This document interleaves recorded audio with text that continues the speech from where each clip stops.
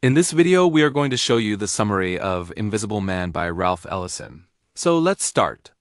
The story is told by a nameless black man who says he is invisible. Not because people cannot see him physically, but because society refuses to truly see him as a person.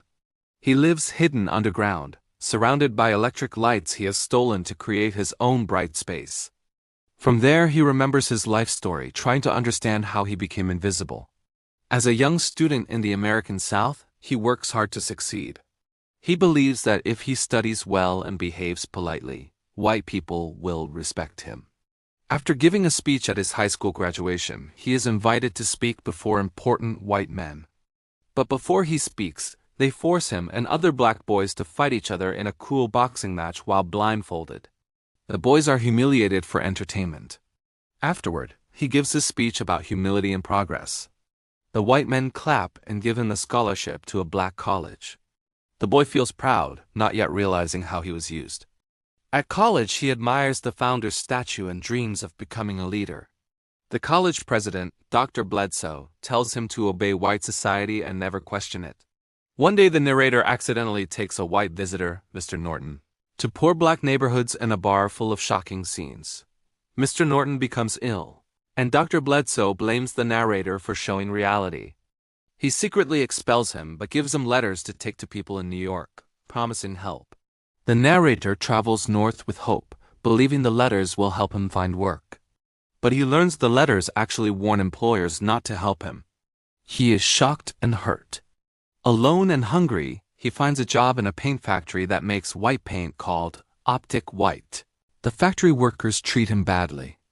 One day, an explosion injures him, and doctors give him painful electric treatments that affect his memory. After leaving the hospital, he feels lost, unsure who he is anymore. An old couple named Mary Rambo gives him a place to stay. He sees black families struggling to survive and feels a new anger. One day, he sees police throwing an old black couple from their home.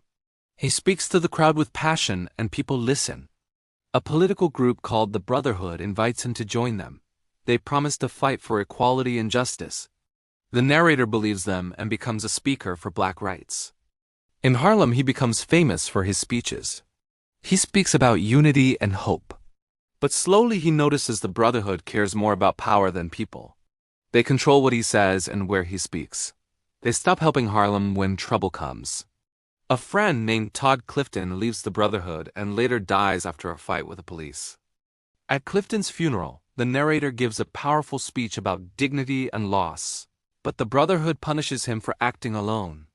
The narrator realizes he has been used again, just like before. Angry and confused, he wanders Harlem during a riot. Fires burn, people shout, and chaos spreads. He hides from police by jumping into a hole underground. There he understands his whole life. Every group used him for their own goals. People saw his race, his voice, his usefulness, but never his true self. Now living in darkness with his stolen lights, he tells his story, hoping someone will finally see him.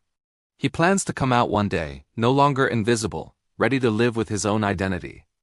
This story shows a man searching for himself in a world full of racism and lies. It reminds us how people can become invisible when society refuses to understand them, and how true identity must come from within, not from what others expect.